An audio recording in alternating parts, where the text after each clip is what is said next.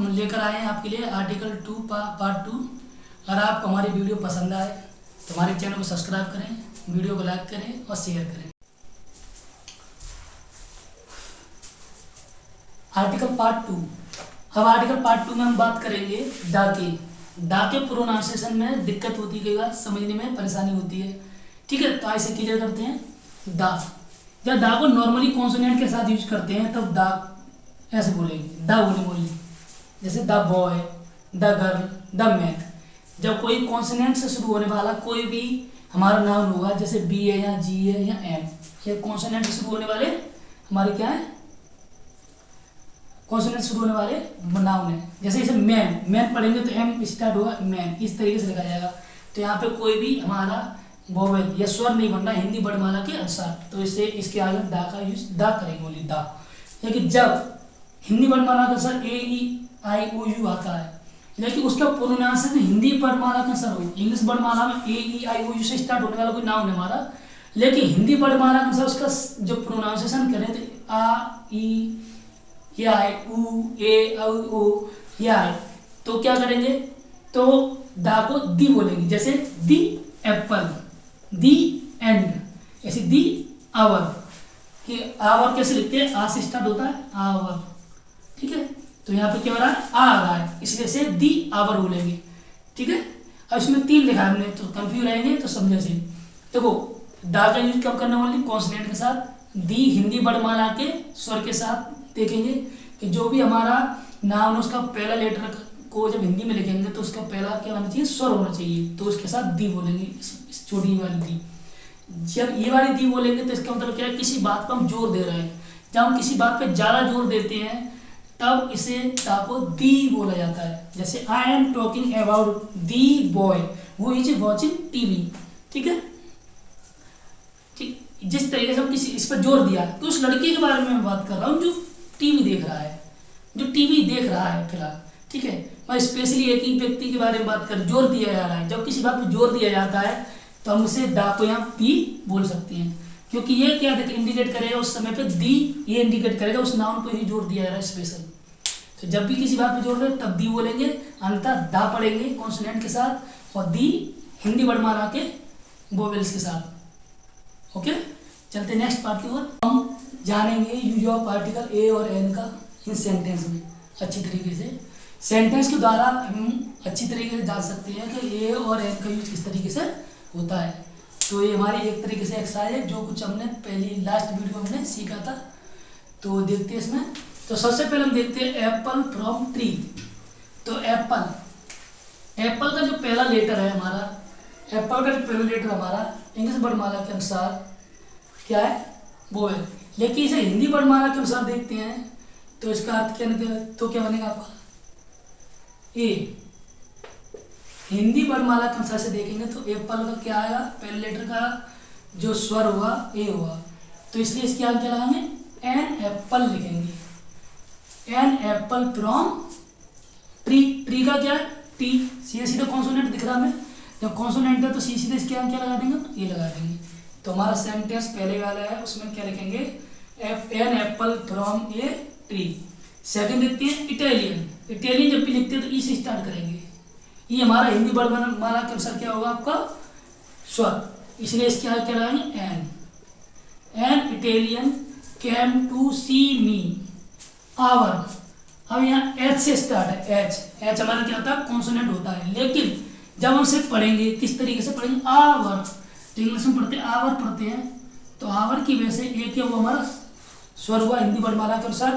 तो इसके आगे हम क्या लगाएंगे, अब एन लगाएंगे। तो क्या पढ़ेंगे, an hour ago. An Italian came to see me an hour ago. इसी प्रकार देखते हैं, इसी यहाँ लिखा इस एस कॉन्सोनेंट है, वैसे क्या लगेगा, स्नेक्स आर ऑफन डेंजरस। सांप हमेशा खतरनाक होते हैं, प्राय हमेशा मतलब प्राय खतरनाक होते हैं। तो आपको दिख रहा है सीधा आर लगा है, और स्नेक्स मैंने पहले बताया था आपको कि ए और एन का यूज किसके लिए होता है, सिर्फ वन के लिए होता है। किसके लिए होता है, वन। किसी भी इंडेफिनेट नाउन के वन होने की संभावना के लिए हम ए और एन का यूज करते हैं। ठीक है, तो यहाँ पर स्नेक्स आर ओपन डेंजरस, तो स्नेक्स प्लूरल बन गया, तो इसके साथ हम कभी किसी आर्टिकल का यूज नहीं करेंगे। चलते next, black and white horse was running, black and white horse was running.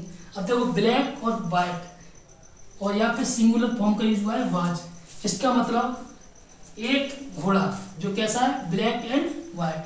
तो बी से स्टार्ट हो रहा है, कॉन्सोनेंट इसका कैसा है, बी क्या है हमारा, एक कॉन्सोनेंट है, तो कॉन्सोनेंट की वजह से इसके आगे क्या लिखेंगे, ए लिखेंगे। तो ए black and white horse was running. Okay, चलते नेक्स्ट सेंटेंस।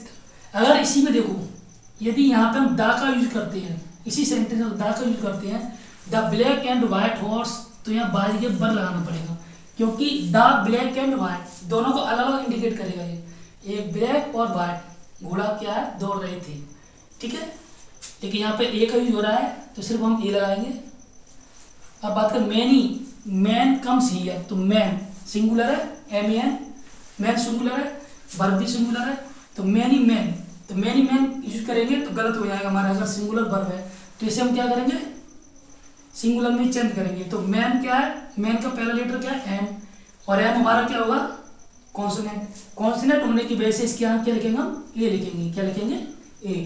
तो many a man comes here, कई एक लोगों में से एक व्यक्ति यहाँ आता है, समझ आया, कई एक लोगों में से एक व्यक्ति यहाँ पे आता है।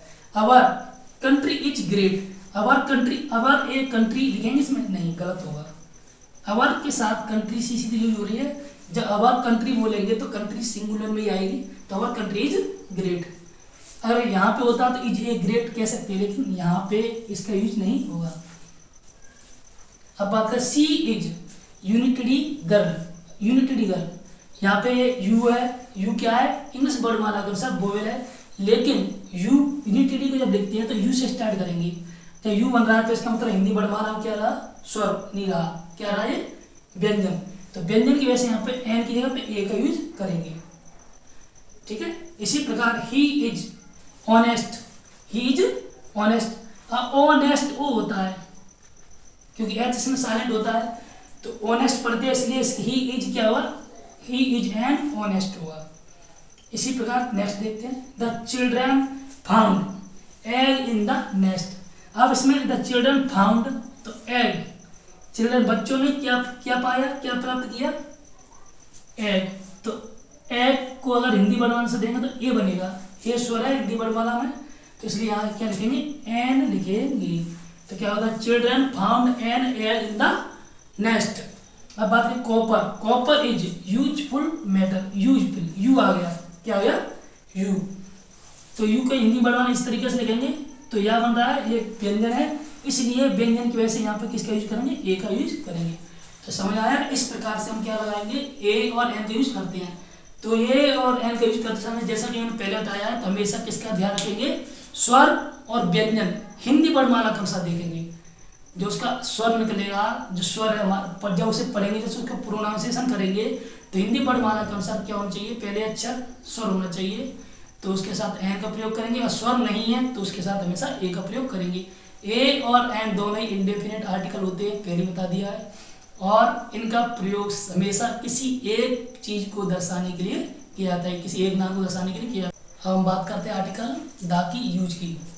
तो यूज ऑफ डेफिनेट आर्टिकल, जैसे कि हम जानते हैं आर्टिकल दा क्या है, डेफिनेट आर्टिकल, तो इसका प्रयोग भिन्न भिन्न जगह पे अलग अलग नाम के साथ अलग तरीके से होता है।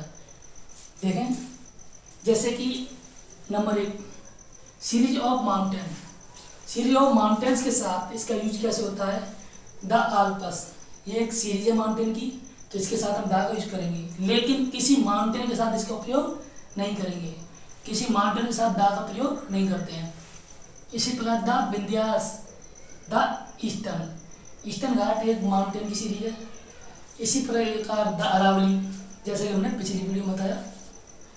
अब इसके बाद करते हैं रिवर्स की बात, तो रिवर्स में आपके the Tapti, the Sutlej, the Hooghly, the Ganga, the Yamuna, सभी नदियों के नाम के आगे हम दा का प्रयोग करते हैं। इसी प्रकार ओशियन और सी के साथ करते हैं। सी में हमारा जैसे ओशियन में देखेंगे the Pacific ocean, Pacific ocean के साथ हमने दा लगाया है। द इंडियन ओशियन, अब इसके बाद सी की बात आती है, the Red Sea, the Red Sea. इस प्रकार से द आर्टिकल यूज हम करते हैं, समझ आया। तो अब बढ़ते हैं आगे। ग्रुप ऑफ आइलैंड, जितने भी आइलैंड्स हैं वर्ल्ड के, उन सब के साथ हम द का प्रयोग कर सकते हैं। जैसे कि द अंडमान निकोबार, अंडमान अलग है और निकोबार अलग है। The Andaman, the West Indies, the Philippines, the Nicobar. तो इसी प्रकार जो ग्रुप होते हैं आइलैंड्स के, उनके नाम के साथ हम किसके प्रयोग करेंगे, दा का प्रयोग करेंगे। अकेले सिंगल आइलैंड के साथ नहीं करते हैं, जो ग्रुप होते हैं आइलैंड के उनके साथ यूज करते हैं। इसी प्रकार देखें बे एंड गल्फ, मतलब जितनी भी खाड़ियाँ हैं संसार की, उनके साथ ही दा का प्रयोग करते हैं। Bay and gulf, the Bay of Bengal, तो बंगाल खाड़ी होती है तो उसके सामने हम दा का यूज करेंगे। द पर्शियन गल्फ, इसी प्रकार गल्फ के सामने भी करेंगे। एक्सेप्शन इसमें दिया हुआ है क्या, हर्सन बे, हर्सन बे के साथ हम दा का यूज नहीं करते हैं। हर्सन बे का अधिकांश समय तक पानी जमा हुआ रहता है, ये साल भर में अधिकतर समय में क्या रहती है, बर्फ से ढकी रहती है, इसलिए इसको इस बे जो हर्सन बे है, इसे दा का प्रयोग के साथ नहीं किया जाता है, पूर्ण रूप से बे का फॉर्म में नहीं आती है।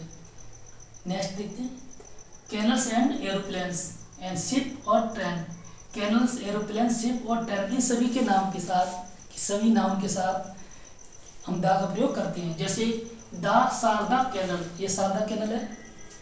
इसी प्रकार द इरी कैनल, दोनों के साथ हमने दा का प्रयोग किया है। जितनी द इंदिरा कैनल जो भारत की सबसे बड़ी नहर है, तो इसी प्रकार हम कैनल के नाम के साथ भी क्या यूज कर सकते हैं, दा का प्रयोग। अब बात करते हैं एरोप्लेन। अगर एरोप्लेन का नाम दिया है यानी नाउन है, तो उसके साथ हम दा का प्रयोग करेंगे। द मकारू, द मेघदूत, तो इसके साथ दा का यूज किया है। इसी प्रकार भारतीय शिप से उनके नाम दिया है, द विक्टोरिया, द विक्रांत। इसी प्रकार ट्रेन, ट्रेन में आपको क्या है, द राजधानी, द शताब्दी। ट्रेन के नाम के सामने हम किसका प्रयोग कर सकते हैं, दा का प्रयोग कर सकते हैं। अब नेक्स्ट देखते इसी प्रकार रिलीजियस बुक्स, जितनी भी रिलीजियस बुक्स हैं उन सभी के नाम के साथ हम दा का यूज कर सकते हैं। जैसे कि the Gita, the Bhagavad Gita, the Ramayana, the Bible, the Quran, the Purana. Upanishad, Aranyaka, ये दिए जितनी भी धार्मिक रिलीजियस बुक्स हैं उन सब के नाम के साथ हम दा का यूज कर सकते हैं। अब बात करते हैं डायरेक्शन। जो डायरेक्शन है हमारी, उन डायरेक्शन के साथ हम दा का यूज कर सकते हैं। जैसे कि the east, west, the east, the west, the south, the north. Okay, जो डायरेक्शन है हमारी, उनके नाम के साथ हम किसका यूज कर सकते हैं, दा का यूज कर सकते हैं। अब बात करें डेट, इस वर्ल्ड के जितने भी डेट दिए हुए हैं, जितनी मरुभूमि है, मरुस्थल है, उन सभी के नाम के साथ हम दा का यूज कर सकते हैं। The Sahara, the Gobi, special things संसार की जितनी भी हैं उनके नाम के साथ हम दा का यूज करते हैं। जैसे कि the sun, the earth, the moon, the Mars. तो जितने भी स्पेशल थिंग है पूरे वर्ल्ड की, दुनिया की, जो संसार में हमारे ब्रह्मांड से बाहर भी, तो द यूनिवर्स, यूनिवर्स मतलब जो अपने आप में एक यूनिक है, उनके साथ हम दा का प्रयोग करते हैं।